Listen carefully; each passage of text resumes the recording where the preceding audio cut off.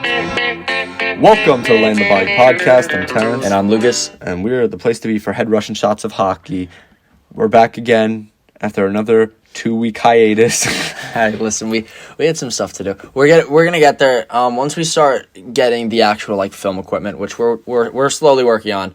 It'll be more of a weekly thing. We have some other priorities that we're trying to work on right now. So this is more of a... It's a priority, but there's other things that go above it. So we will always try to give you guys the weekly dose of hockey content, but sometimes it just doesn't work out.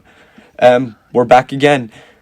2 weeks later from our last podcast. We are podcast number 9 or 10. What is it? I want to say it's like 10. 10 or 9. I feel like we should give the people a little update on the standings because shit's changed just a little bit. So nothing has really changed in the Discover Central since we last spoke. You still got Tampa, Carolina, Florida, and Chicago dominating. I will say Columbus is slowly creeping up. They do have 34 points. Nashville. So is Nashville at 33, but to be honest with you, I don't think Nashville's doing much. The only thing is I could see Columbus switching with Chicago, but it's tough. The Mass Mutual East, we got Washington on top with a game in hand on the Islanders, but the same exact points, 48 apiece. Pittsburgh has now taken over third by a pretty good margin. 44 points in 34 games. Boston fallen off a bit. They do have 5 games in hand, though. Yeah, 37 points in 29 games. They had a little COVID problem right there. But then we got Philly, who just fell off the cliff, and the Rangers are now in 5th. Even though tied with Philly in games and points, the Rangers have decimated the Flyers now twice in the past 2 weeks. They have more regulation wins over the Flyers. And now Philly is in 6th, and we don't got to talk about We don't got to talk about the basement dwellers, New Jersey, but we will talk about Buffalo and some trade rumors later. Yeah, we will. Honda West, we got Vegas at the top with Colorado. They're with them. Vegas a game in hand, even though same points, 45 apiece. So, would you expect? Otherwise, Minnesota still up there. And boy, is your boy carrying that? Not carrying that team, but is he lighting it up? He is not slowed down, dude. No, Kirill Kaprizov is a treat to watch. And you know what? I would think Kaprizov would have carried the offense for this team, but we're going to get into it. I feel like it's a great pretty well-rounded, to be honest with you, from this team. We'll get into that once we go over the games. St. Louis, a little bit underwhelming this year. We'll also talk about that. St. Louis, 37 points. But hey, Arizona's not far behind. Arizona's got the same games played and only 2 points back, so that could be interesting. And then you got the California teams that are just doing the best. Hey, listen, the Kings, I don't know about the Sharks. Sharks have to fix so much, but the Ducks started off horrible. They have a very bright future. They have if they can put pieces together and get some cap space, they have a very bright future. I feel like the Kings, they have a lot of prospects, dude. They can go somewhere. We're gonna get into prospects and trades and all that later. San Jose's an issue. Yes, that we can agree on. But yes, Scotia North, in my opinion, hasn't changed.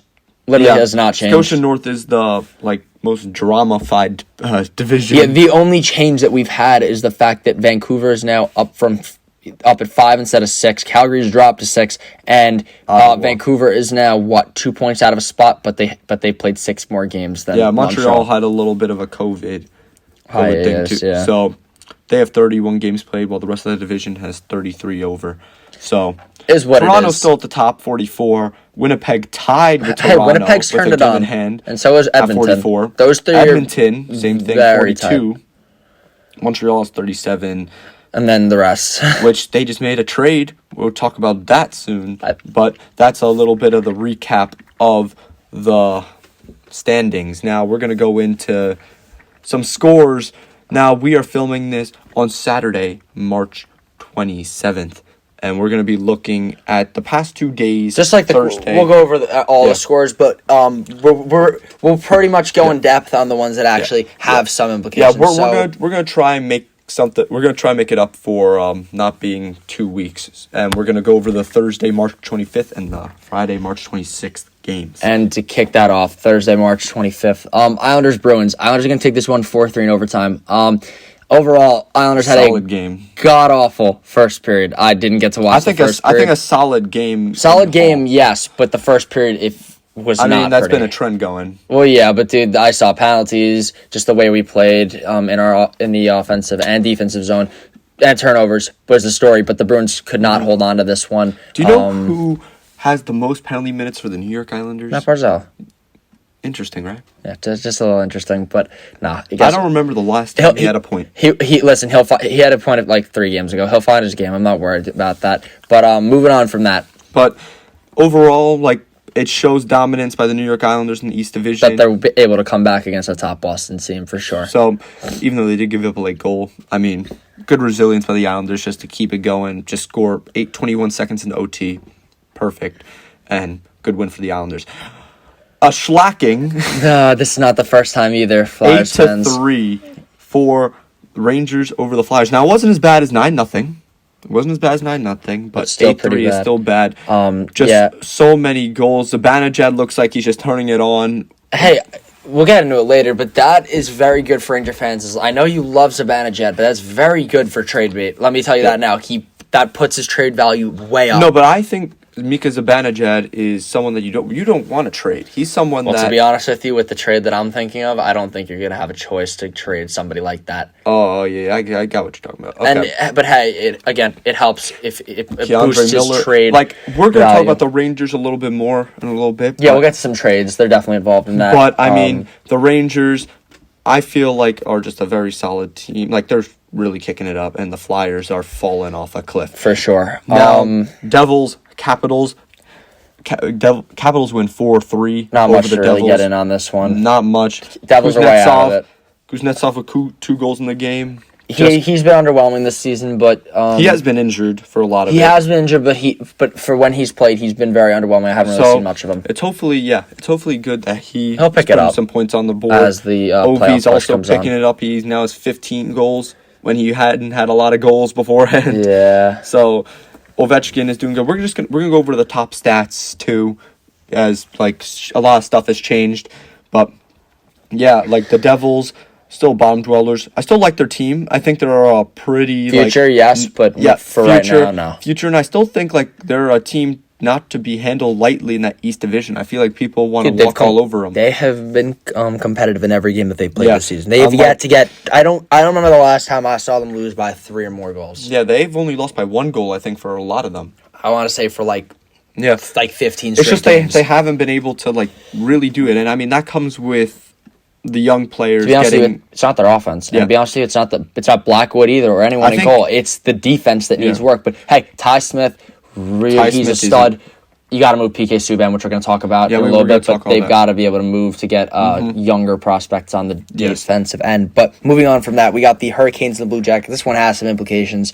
Both teams going to get a point here, but the Hurricanes going to get that extra point 4-3 in overtime. I mean, it's big now in that division to get at least 1 point. Well, yeah, big. For sure. I mean, Columbus is trying to track down Chicago, and they're very close to doing that. And hey, look, Nino Niederreiter having a year with his 14th of the it's good to see the campaign. Former New York Islander. And dude, to be honest with you, look at Columbus too. Bjorkstrand gets his 12th. Atkinson gets his 12th. No, so Columbus is a solid. Like I think Korpisalo went down. They struggled with goaltending, and they struggled. I think Columbus is a solid team. They just didn't. They just couldn't put it together. It was just a weird team. Even I know the Dubois trade, it's just everything's been very weird since the beginning. So it is what it is, but they could turn it on. I think I'm not sure about Torts. I think they might move on from him. I think Torts is a good coach. He's a good coach, but for what he's doing right now, I think Torts. I feel like Torts is a good coach, but you got to know, like, to a point when to play your star players. Like, he's just like very stingy, and. Yeah, I get it. If you're ahead in the game, you're not going to play a Patrick Laine on the 6-on-5. I get that. But if you're down 1 goal in a hockey game and you're not playing Laine in the third period, in the last 10 minutes of the third period because you don't trust him, like he's one of the most prolific goal scorers in the game right now. Like he's just like I feel like he's just causing more problems than good that he's making. And I still think he's a good coach. I think he made this team when they lost 2 star players in Bobrovsky and Panarin go to the playoffs. They were very good, but I don't know. Maybe he's just like he's been. I think it might be time, but that's just my hot take. On going from there, we're gonna go over these next 2 games pretty quickly because it's top teams against bottom dwellers. We're just gonna, I think really Toronto just go over the score for the most part on this one. 3-2 Toronto Overtime. Senators did give him problems, but I'm going to be honest with you. I watched those 2 goals. Jack Campbell literally handed the goalie for the Leafs handed the Senators 2 wide open nets, like literally passed the puck out in front of behind the net. So that should never have been a game. We'll talk about Toronto more. Yeah, they've got no really need to talk about Ottawa, but they, you know what? I thought that they would have been worse this season, and they could have put up some competitive games. Fair enough. I mean, but the Maple Leafs, we'll talk about them and their recent struggles and their goaltending issues and trades and stuff. But yeah, then we're gonna go to Penguins. This is gonna be this is gonna be the fastest one we're gonna go over. 4-0 Penguins. Penguins going on hot. Sabres suck. We're going to talk more about the Sabres later. Yeah, going to a fun game. The Wild Blues. Wild going to take this one 2-0. And Kirill Kaprizov arguably having, not a goal of the season, but I'm going to say goal of the week. No, a very good goal. I mean, against one of the top defensemen in the league, Torrey Krug. Dude, he goes around him. Beautiful. Goal. Dude, he was outside the dots, too. Like, deep. And he just put that shit He's just, like, someone... He's fun to watch. He's electric. Mm-hmm. Marcus Johansson also scored in there. I mean, like, the Blues are also very underwhelming, but I would say that their defense and goaltending has been playing pretty well for the most part in St. Louis, but their offense has been god-awful this season. They've yet to get the depth scoring from Mike Hoffman, their big signing. But they got, like, a pretty good, they've gotten a pretty good... Tarasenko's finding his game, though. Yeah. He's finally back. I mean, he's had some injury issues, and everyone probably forgot about Tarasenko. Yeah, a lot of people did, but he's back. He's a really good player. But yeah, Blackhawks, Panthers. This is big. Big implications. 3-0 for the Blackhawks over the Panthers. Kevin Lankinen, big shutout. Now, the Panthers top in the Central Division, and the Blackhawks just hanging on to that 4th spot. And they make a statement shutout victory against one of the top teams in that division. Yeah. Not much to say for the Panthers. It's a horrible game overall. I actually watched this game from start to finish. Chicago, fantastic. They played it great. Patrick Kane still. Yes, they played great, but they also caught Florida off on a crappy night. But that is what it is. Everyone has those nights. Yeah. But a lot of these points by the top players, I do want to go into that maybe a little bit. Do result I think half of them are, or a fourth come from power play points. So yeah, they're very good power play. So that's good it's good. Points are points, but we'll see. I'm going to go into it. This one, very quick. 7-1, Predators over Red Wings. The Red two Wings bottom dwellers in the division. Of the Central. Red Wings are... 8. Are just again, I thought they would be worse, but they're just they're garbage. They're not that good. Hey, they almost had more wins than they did last season. Bobby Ryan scored. I mean, congratulations. Thomas Greiss, come back to us. No, I wouldn't. It's not even come back to us. Just leave. We I don't want to see your soul like this. But Nashville, even though scoring 7, you still suck. I'm not gonna. I want to go you're gonna be in trade rumors still, anyways. We're gonna talk about you very soon. Rocco Grimaldi with the hat trick, with 4 goals. Sorry, and yeah, he had himself a night. He had himself a night. First period hat trick. And I mean, he's always a good little player. I always liked him, but yeah, if your team is being carried by Rocco Grimaldi, then I don't know what. We're gonna hit final 2 games of the night.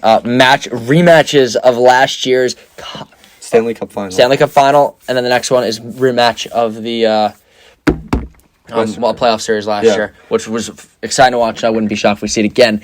Lightning Stars, though. Stars are going to take vengeance on the Lightning. They need to pick it up, dude. They're 11-11-8, and they're winding down. They got a lot of games in hand. They have a lot of games in hand, but they need to pick it up now. But I feel like this is a statement victory against the Lightning. I do. I told you, dude. Jake Ottinger's a good young goalie for them. They have a lot of good players. Look at this.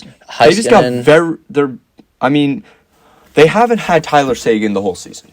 Yeah, but as much as that matters, they have a plethora of other players that they can get scoring from, here. But the fact that they can beat the Lightning, who only have 9 losses on the season,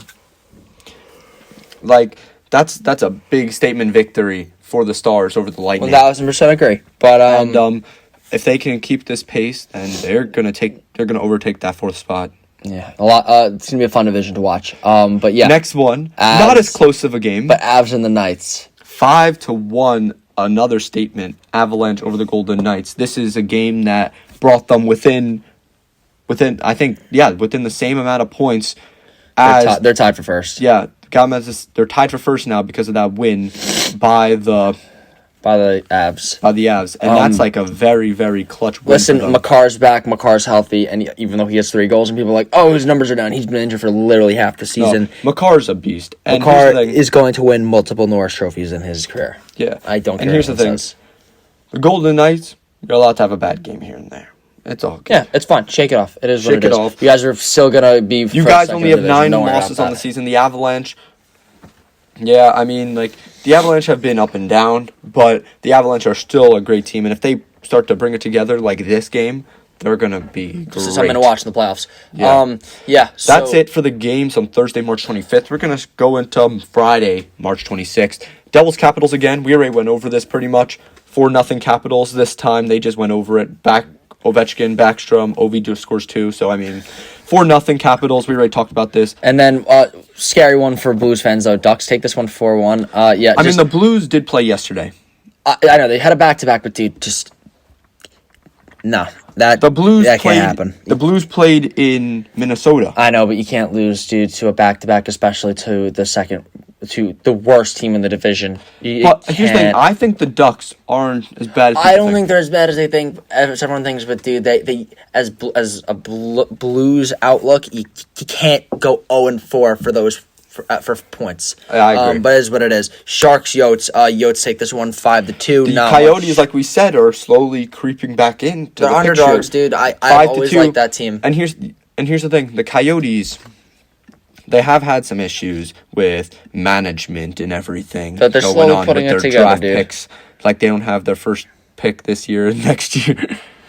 But it is what it is. But, I mean, the Coyotes, they're making the most out of it, and it's going to be interesting what they do. The Sharks, I mean, not much to say about them. They're just it'll be interesting to see what they do at the deadline. And horrible contracts on that team. Jesus. We don't even got to get into that. But the Coyotes slowly getting back in. And final game, you're going to get the Jets Flames, which is a big one. Not necessarily for for standing implications, but just these two teams always put on a show when they're with each other. 3-2 Jets in regulation. Where do we start with this one? The Flames need wins to get back in badly, and Kyle Connor really is having I'd say close to a career year. Dude's got 17 goals so far. He's on pace for 30. Connor's having a great year. He's on pace for 30. I knew the dude was going to be good, and to have a 30-goal season in a 56 game it's season, possible. So let's hope he keeps doing what he's doing. Yeah, but Connor Hellebuck, Vezina candidate again. He's just amazing. Stand on his head every game. Keeping his team in it, and the game the Oilers and Canadiens that were supposed to play got postponed. So shocking. We're not going to be to talk about that. But guess what? The Canadiens did do something now that we're done with games. Yeah. In their little off time yesterday, they were able to put together a trade with the Buffalo Sabres. And the Sabres had their first domino fall. Yeah, out of many dominoes that are probably going to fall. Now, it's going to go with Eric Stahl going to the Montreal Canadiens in exchange for a 3rd-round pick and a 5th-round pick. To be honest with you, Habs are winning that trade. Yeah, I think the Habs... I mean, look, if you look at the recent drafts, a 3rd-round pick is very valuable nowadays, as there's a lot of diamonds in the rough that could be coming out from it. Like, if you look at the past few drafts and you see the 3rd-round picks that have been drafted, it's good players. They're good players. I'm not saying there aren't. They're good, solid players for a rental. So who knows? Like, for Buffalo, it's good. They need to literally stock up on picks. I think maybe a 4th. I think maybe a 3rd and a 4th would have been better. No, I think a 3rd and a 4th and a 5th would have been better for Montreal. I was saying for Buffalo. For Buffalo, yeah, but it's just like... It is what it is, but guess what? Buffalo's going to have plenty of trades to stock up on picks in these next few weeks. No, I think Buffalo got, Montreal can afford to give it up because they have a plethora of picks. Yeah, I was going to say, I think it's a very good deal for what it's worth for both teams, but for the second, Montreal 1,000%. Although, future, I feel like... possibly Buffalo. Yeah. Although, I feel like... I don't think Eric Stahl is going to stay in Montreal. If I'm not mistaken... He's not, but he'll ride. If I'm not mistaken, Eric Stahl's family still lives in Minnesota. They don't even live in Buffalo right now. Yeah. So... but that is what it is. In my opinion, he's just... I think he's going to move on from Montreal after this, so it's just a pure rental. Yeah. Just to get some center depth. And Tyler Toffoli's been hurt for Montreal. But he'll come back. But, dude, speaking of depth coming out of Buffalo. I mean, like, I think we just hop into it. Taylor Hall. He's a Taylor UFA at Hall. the end of the year. He's been underwhelming in Buffalo. Buffalo knows he's walking. Hall's made it clear, and due to that, they have officially put him as trade bait. He is officially on the market for any teams making that playoff push, and some of the top teams that are looking at him, or that are leading it, Islanders and Maple Leafs. How surprising. I find it very hard for the Maple Leafs to be able to trade for Hall. I just don't, I don't see, I know they have the money, ish. Yes, No, they don't really have the money, but Dubois will make it. the Islanders have more of the money because of that Anders Lee deal. Yes. The Anders Lee, not deal, but injury. I don't see what the Leafs are going to give up, but those are by far the two top teams running for it. But I think if I were the Leafs, you would have to give up for Taylor Hall. I heard like Pierre LeBrun saying that they want that the first round pick. They want a first round pick and a little bit more for Taylor Hall. Okay, so here, look at the Islanders. The Islanders can give up the first round pick this year because they're not getting the top pick. That's what I'm. But here's the thing: you have the first round. You have to give up. You have to give up a top pick and a prospect. Okay, here, do this. Top pick. Islanders give up the first round pick this year. A fourth round pick, Thomas Hickey. You have to give up a prospect, not Thomas Hickey. Thomas Hickey's still young, and they need help on the defensive end. No, but here's the They want to get younger. I know they want to get younger, but guess what? I think this is what it's going to be. I personally think the Islanders are going to give up the first. No, they give up a first. They're going to have the first. They're going to try to dump a player, which they need to get off their contract sheet, which can be Komarov or Hickey. I think they're going to try to do it. No, but like apparently, Buffalo's willing to retain half his salary, so he's going to be Hall on $4 million.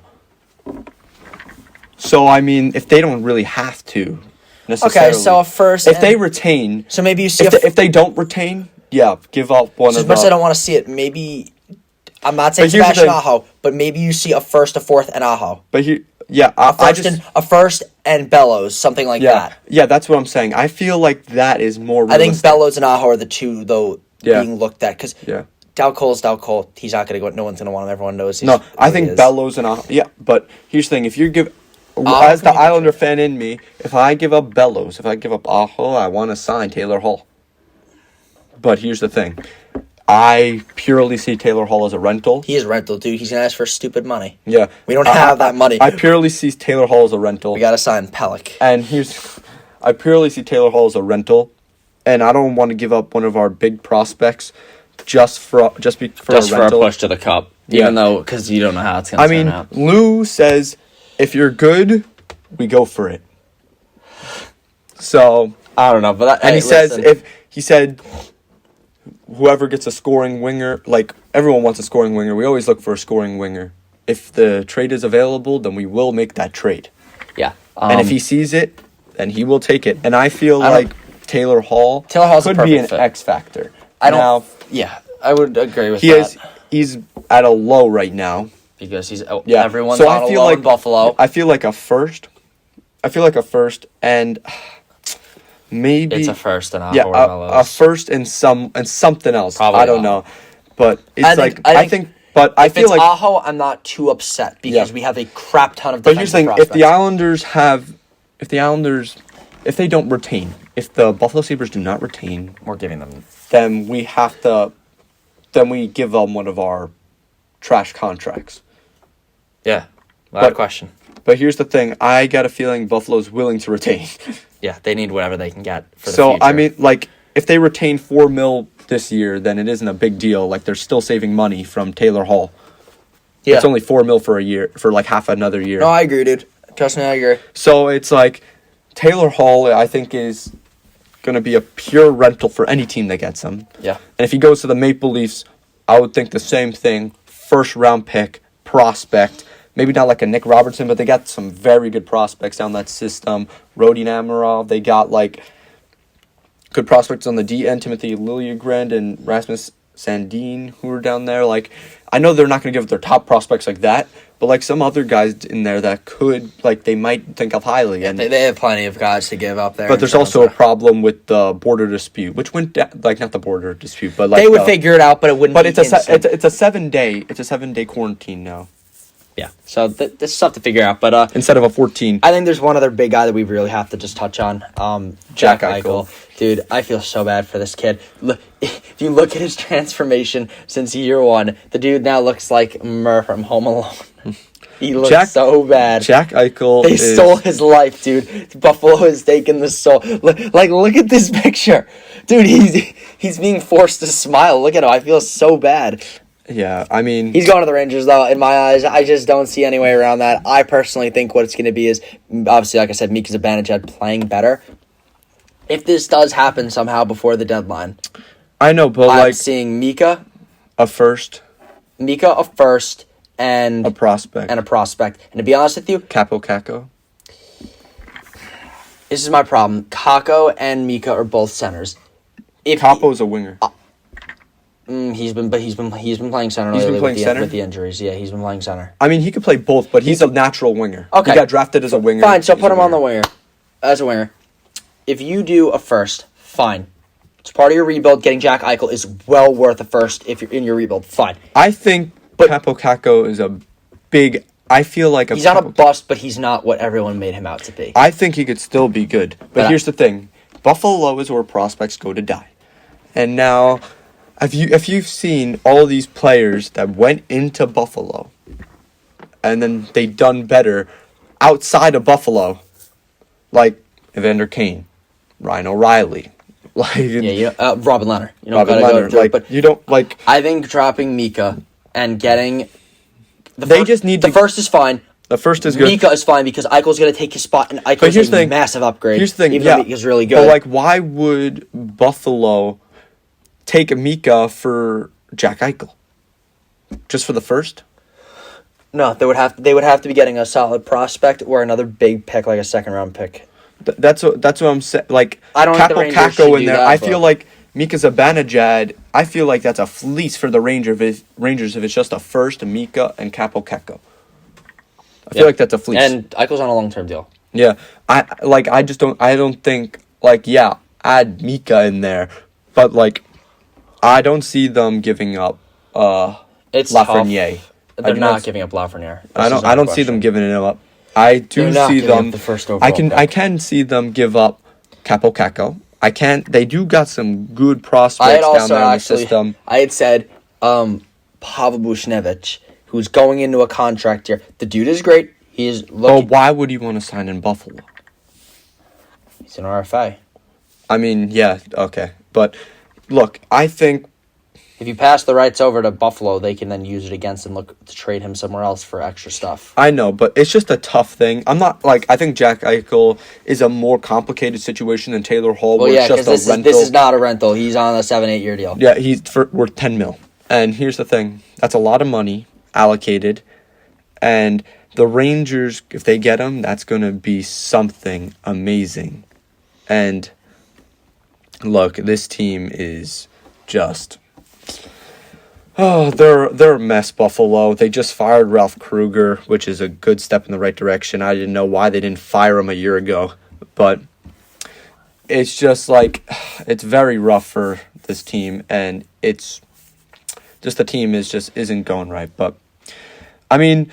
Some other rumors coming out of the league, throw some quick rumors we're just gonna go to Nashville, like we were talking about before. Like we got some guys on the block. Ekholm, Arvidsson. They said Ekholm was gonna go to Boston, which I do like that. I like that a lot. Arvidsson, I saw Arvidsson. They're looking at Pittsburgh, which would be great depth scoring. Pittsburgh for them. wants some good depth. Would not be shocked. Also looking Philip Forsberg, which is not just like the Eichel, not a rental. Yeah, that is. I think that's tough because with Eichel and Forsberg.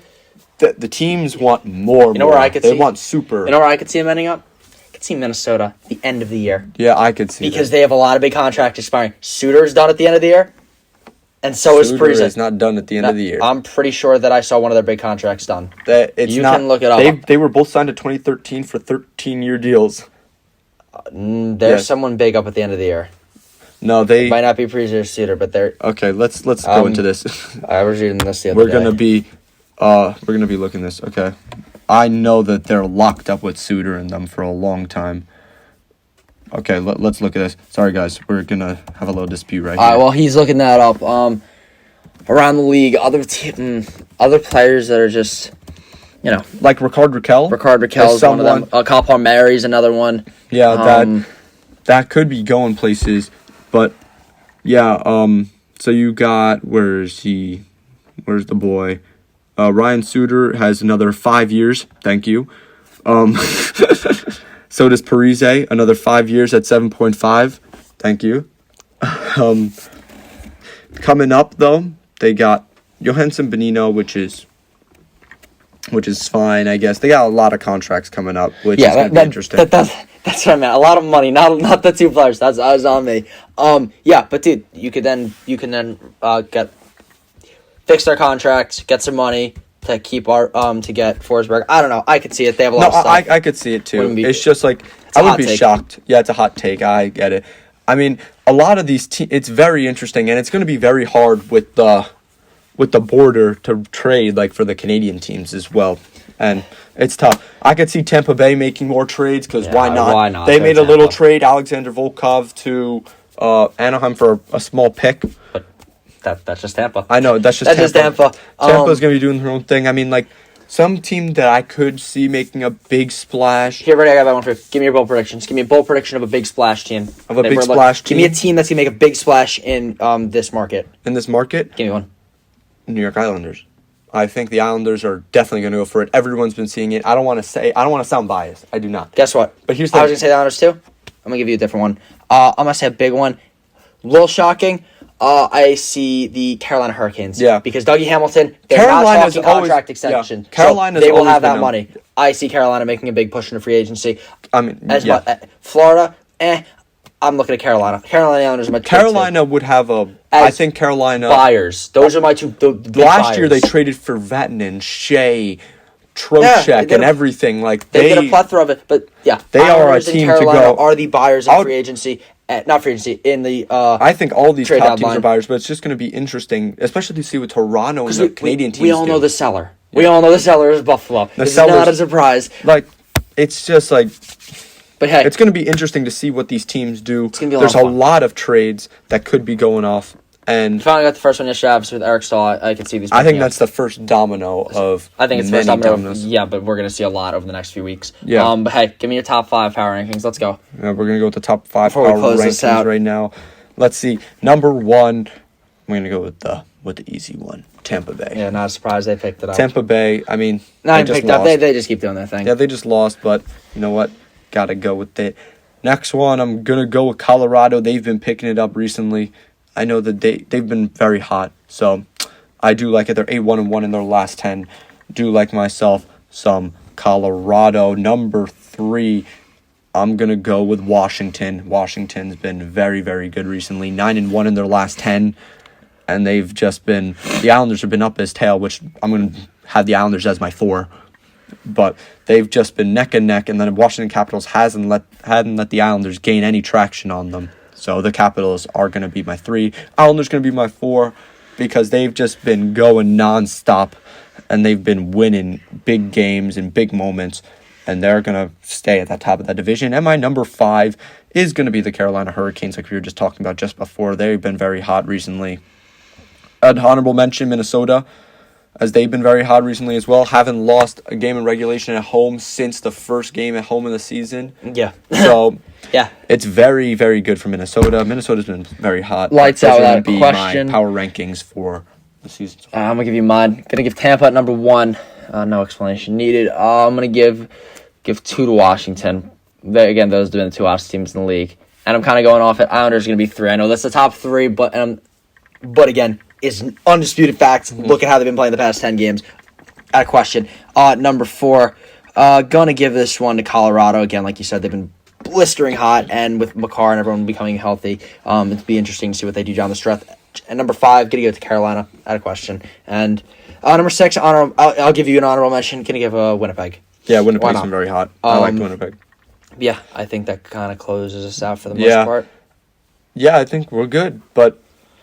Yeah, we're going to try and be more consistent. It's very hard to... And we're going to start posting on the Instagram page some trade rumors, especially as we're nearing the trade market. We'll post some trade rumors. We're going to keep up with that Layin the Body on Instagram for Layin the Body podcast. Link will be in the description. And yeah. So thank you guys for watching or listening. And yeah, like, we're going to try and be more consistent. And we appreciate you guys listening in. And we hope to see you next week. Now, we'll see you guys soon. I'm Terrence. And I'm Lucas. And we'll catch you in the next one. Sayonara.